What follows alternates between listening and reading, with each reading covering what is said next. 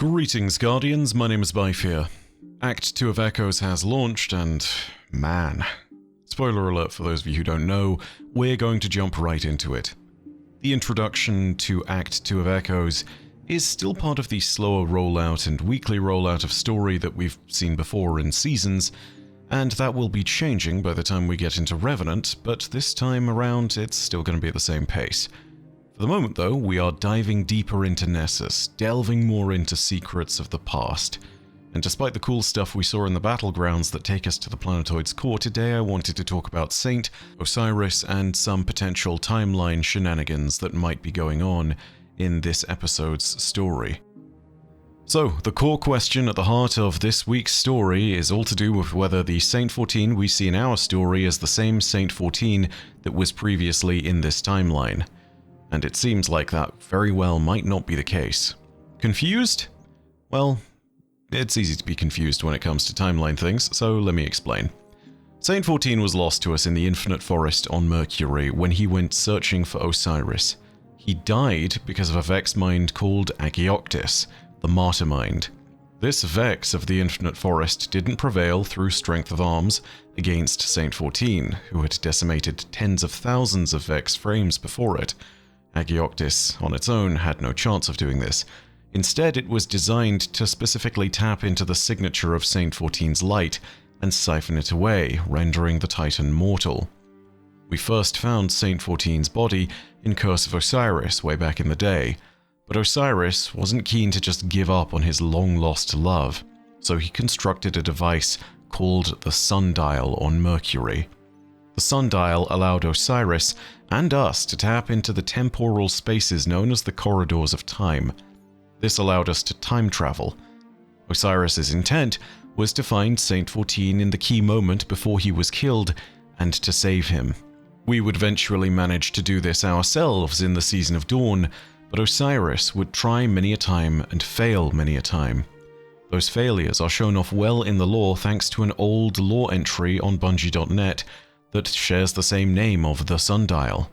The lore here reads as follows. A dozen echoes flanked Osiris. The sundial spun and sparked above them, around them. His echoes vanished in staccato bursts of chronometric arc, stepping not elsewhere, but elsewhen, as the sundial fell silent. Osiris could still see and feel through them as 12 of him walked the corridors of time. Where those halls were intersected by the Vex network, his echoes hacked hobgoblins and minotaurs apart using solar swords powered by sheer will. They hid their shadows and stood still, unblinking, to avoid the network mines.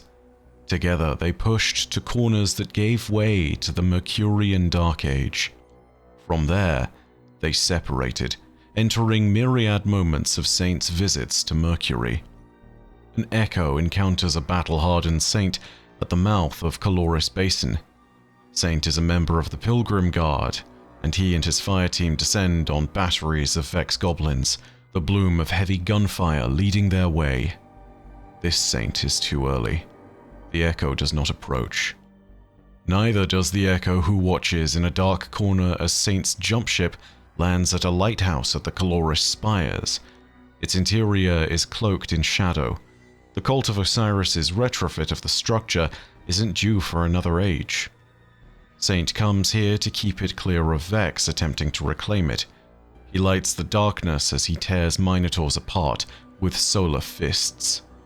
An echo crouches on a cliffside out of sight as, far below, Saint uses his solar light to cut through the armor-plated Mercurian soil. Solitary stones line a series of holes that stretch for a dozen meters to either side. An echo hides in burning light as Saint works shoulder to shoulder with the Sunbreakers to construct the burning forge.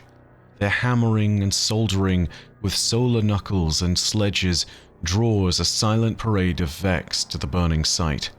The Sunbreakers take turns stepping away from construction to dismantle the intruders using the same solar implements. An echo spies Saint from a vantage point on the high plains of the Fields of Glass.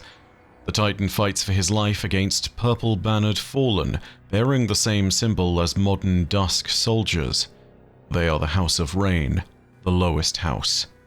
The burning camp around them is curiously absent of bodies, but Osiris has heard Saint tell this story before.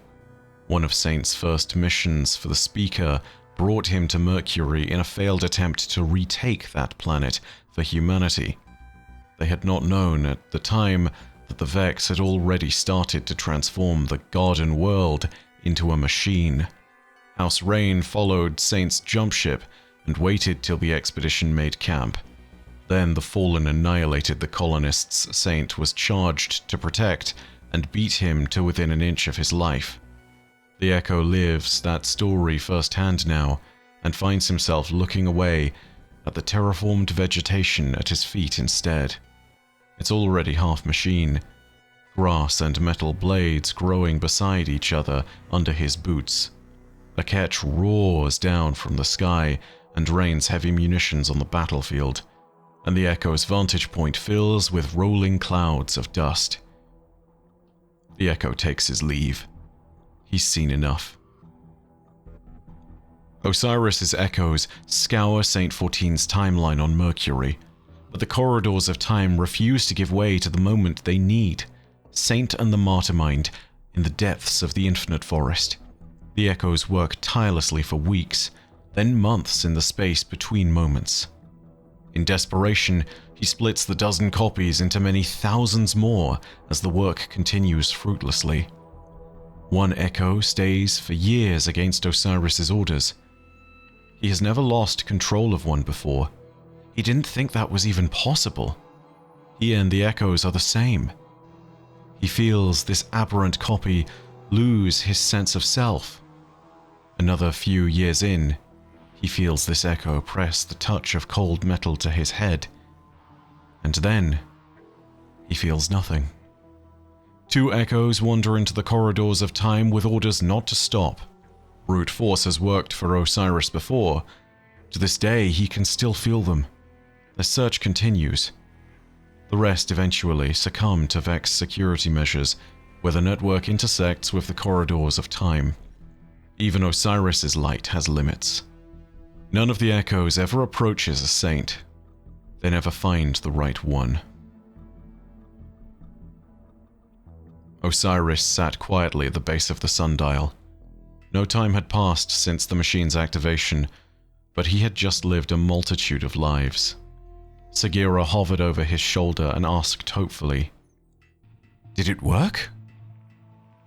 The warlock stood and made his way to the southern border of the sundial. "Shut it down. Wrap everything in a stealth skin. Let nothing, no one, find it." Osiris disappeared into an incandescent flame. Sagira stared at the sundial's central spire.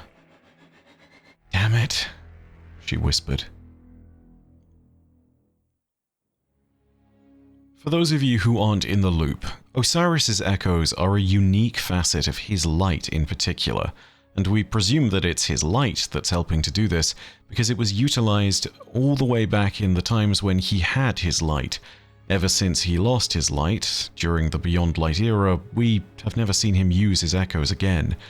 A unique facet of his solar light or a unique facet of him as a person, regardless of what it ends up being, it's likely the case that these echoes no longer exist. And for those of you who are wondering, no, these echoes are not the same as the echoes that have been released from the Traveler.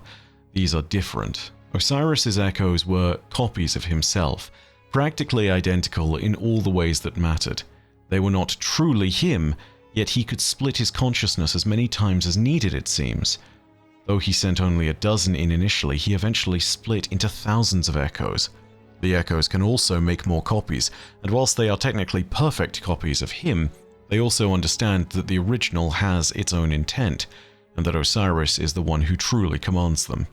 This is one of those strange moments at which it has to be admitted that we don't know quite how Osiris did this back in the day because no one has been able to replicate this power. It is a unique thing that Osiris alone has done. He used it famously in battle at Six Fronts, where he was able to defend across multiple fronts at once, using his echoes. And these echoes can also utilize the light. In particular, much like yours truly, they have a penchant for the Dawnblade and the Daybreak super that comes with it. The point is this: Osiris's echoes are no longer around as best we know, and they are a unique facet of his light alone that allowed him to search for Saint 14 in a most efficient manner. And yet, he was still not successful. After we entered the corridors of time, though, we were successful, and we did recover Saint 14, rescuing him from the Martyr Mind. After we destroyed the Vex construct, Saint's light was returned to him, and he took the long way around, continuing to fight the Vex of the Infinite Forest until he emerged through one of the gateways that we could access through the sundial. Therefore, Saint's return to us was part of a paradox, the weapon that he also held in his hand. He emerged onto a version of Mercury's past that had been brought about by the Red Legion and its current leadership cadre of Scions. He then reunited with us in the Lost City, and finally returned to Osiris. Osiris wasn't looking for a specific saint as best I know it. He was looking for a specific saint in terms of time, though. In other words, he was looking for the time when he could step in and save Saint 14 from the Martyr Mind. The best of my understanding up until this point was that Osiris was looking in other times of our timeline, not other timelines entirely. But Echoes seems to have clarified that somewhat. I'll get onto the specifics of that in a bit, but the short version is that when scouring the corridors of time, Osiris was looking for Saint, but was looking for a version of him that was mathematically indistinct from the Saint that he had known.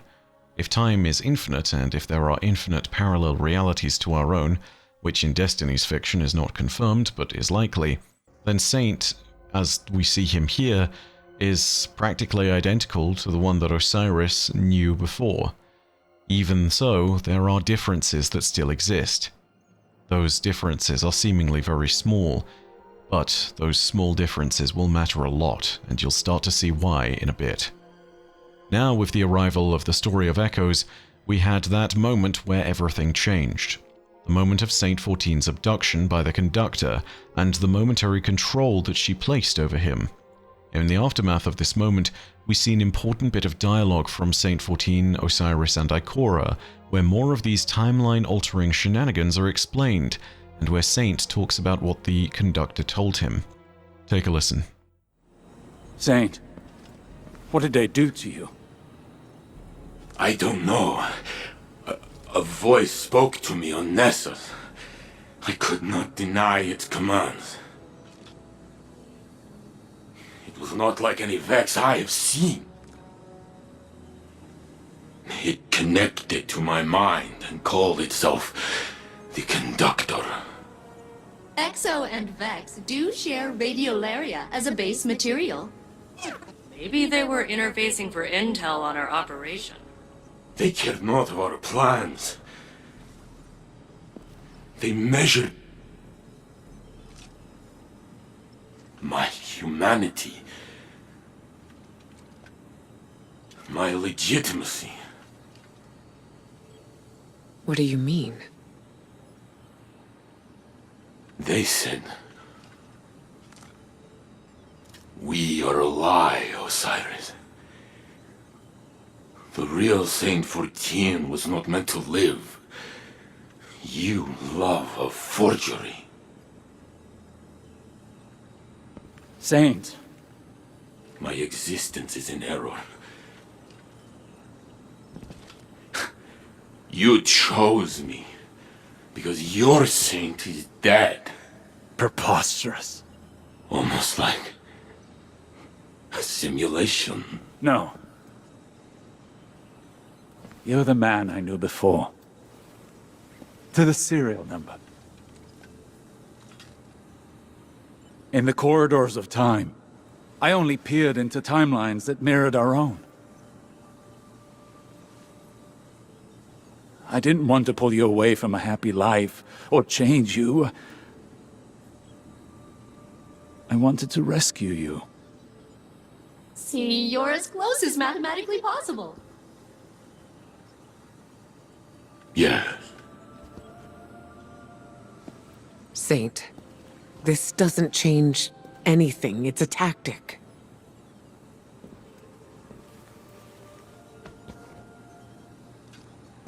You feel real to me.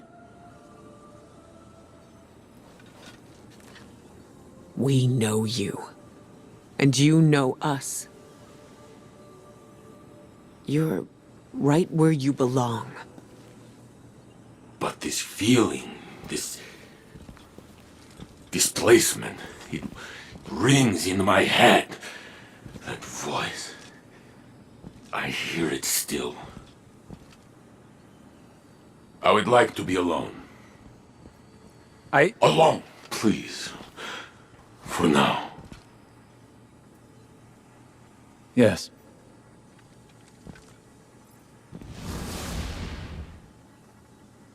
I know it's useless to tell you not to worry. But try. I'll look into this.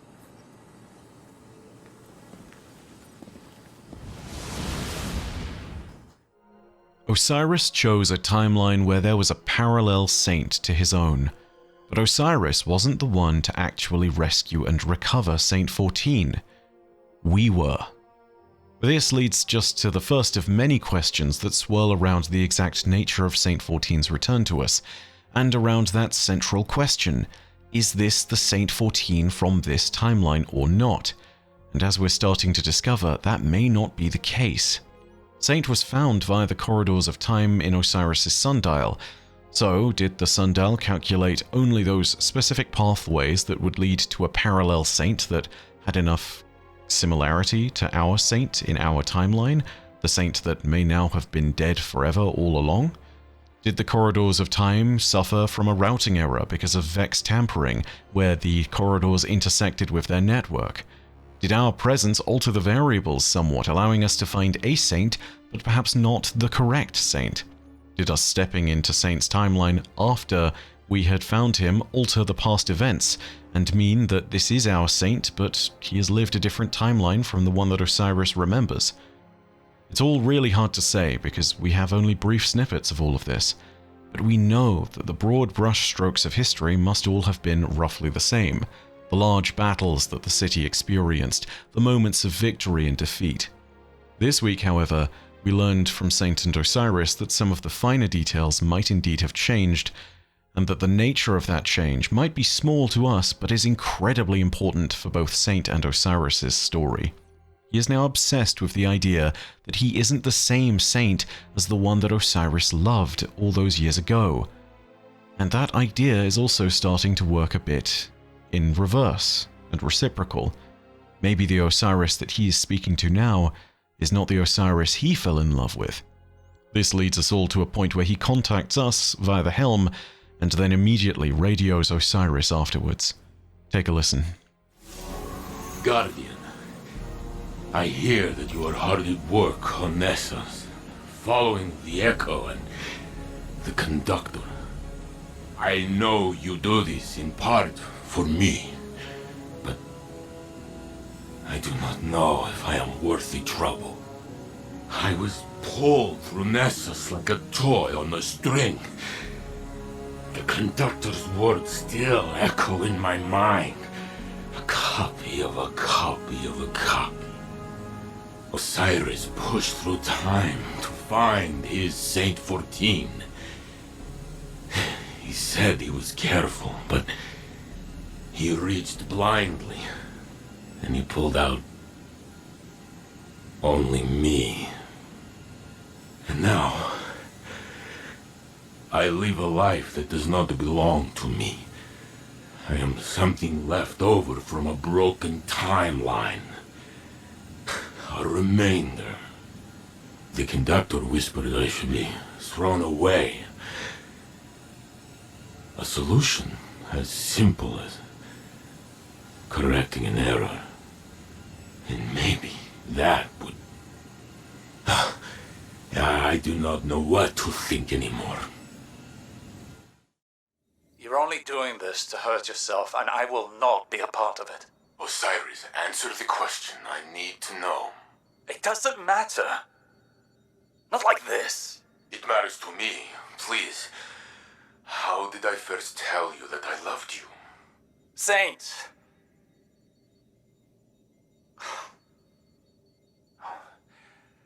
You had asked me for something, some tactical report. I gave it to you, and you thanked me, and you said that you loved me. You said it as if you had already said it 1,000 times before. I was not ready to say it in return, but it was not long until I was. That is not... I do not remember it this way. That is not what happened in my simulation. We were together in the tower, overlooking the city, talking about something small. And I said what I felt in that moment. And my Osiris did not hesitate to say the same. Your Osiris? Saint, you love me. It doesn't matter how it or where that began, not in such fine detail. Saint! So our dilemma here has only gotten dramatically worse. Saint 14 is now fully convinced that he is in the wrong timeline and that the Osiris in front of him isn't the Osiris he fell in love with. He is quickly approaching the point of treating Osiris like a complete stranger, and this is undoubtedly only going to serve the Conductor's plans, as it will put more of a wedge between the two Guardians. Whatever their plan may be, a stabilized Saint 14 who is fighting alongside us without doubt is not a part of the Conductor's plans. As for who or what the Conductor is, well, let's just say the Maya Sundaresh whispers are so hard to ignore that at this point I've decided it's time to start writing my script. Soon I'll be able to share more comprehensive findings on that, and why the Conductor is undoubtedly linked to Maya Sundaresh. For now though, that's where our story ends, with Saint 14 questioning his validity and whether he matters. Before we end this video though, a few important notes that I think you should take awareness of at very least. The first is that a timeline jumping plot like this, where multiple timelines are experienced by a character in sequence, is not new to Bungie's overarching meta lore throughout lots of their games. And for those of you who have played Marathon Infinity, you will be thinking of this inevitably, because that's kind of what happens in Marathon Infinity. Via some convoluted mechanics, we'll call it, a cyborg in Marathon Infinity is spending the entirety of that game's story jumping through different timelines and through dreams. Yeah, it gets very confusing. Don't ask me to explain the graph, don't make me explain the timeline picture. It's too much, there's so much in there, I will get lost in the waves, The point is that we've seen this plot play out quite a few different times, and if we see it play out in any kind of similar fashion, Saint 14 ends up being a really important character, because they're kind of a fated warrior, designed and destined to take on a great threat at the end of some cataclysmic disaster. They are literally designed as a part of the creation of something greater, and will ascend into something truly remarkable. So whether that's the plot line that things follow or not, it's not clear, but Saint 14 is clearly going to develop into an important character with this in mind. And lastly, I think that there is something else to mention. Saint questions the details of his relationship, which of course still matter, but the changes to that relationship would have all happened after a certain point in time, a point that I think is suddenly becoming more and more relevant by the second, and that is the corridors of time and our instance where we recovered Saint. The narrative director at Bungie talked about us accessing an iconic Destiny location from our past very briefly in this act. I think that might well be the corridors themselves. Our old entrance into the corridors of time was lost with Mercury, when Mercury itself was, well, taken by the Witness, and when Osiris dismantled the sundial. But the corridors intersect with another entrance point, the Vex network. And that Vex network is being drawn to the surface of Nessus, so the likelihood that we'll find an entrance into the corridors is increasing dramatically. If we do manage to utilize the Vex network we'll be using the same pathways to get into the corridors of time that the Vex themselves use to sidestep certain parts of the timeline and arrive at the locations they need. I have a feeling that if we're going to prove that Saint is the real Saint 14, or if we're just going to investigate the nature of who our Saint now is, we're going to be venturing back into those liminal spaces and exploring what was left behind. And it's also worth remembering, something else lurks in the corridors of time. A certain time-lost vault from seasons past that contained the grave of a most infamous guardian. And this time, we even have a sword to match. I don't know what's going to happen when it comes down to the secret location that we'll be exploring, but all of a sudden the corridors of time has become a lot more likely in my mind. They did say the destination was iconic, and now that Ergo Sum is in our hands, I wonder what that implies for our own future. Thank you very much for watching the video though. If you enjoyed, go ahead and leave a like and leave your own thoughts down below in the comments section. In particular, tell me this, do you think this is our Saint, or do you reckon that it's a different Saint from a different timeline? I'm intrigued to know your thoughts and to know what kind of logic you are approaching the situation with, because the exact way in which timelines work in Destiny has always been a bit, well, malleable. I think that there is a distinct Saint that this is, but I could well be wrong. If you have your own theories, I'm interested to hear them. And if you want more Destiny lore content, go ahead and hit subscribe, and the bell next to subscribe to turn on those email notifications.